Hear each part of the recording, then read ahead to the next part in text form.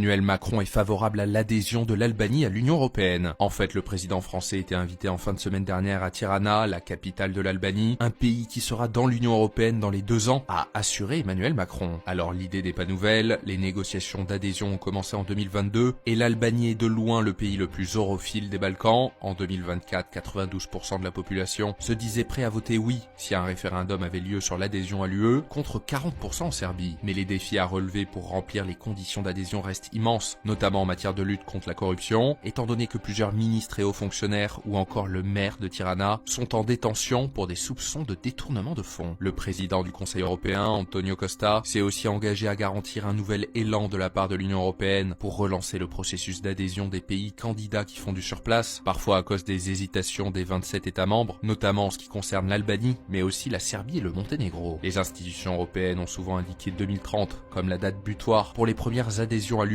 notamment en ce qui concerne ces 3 pays.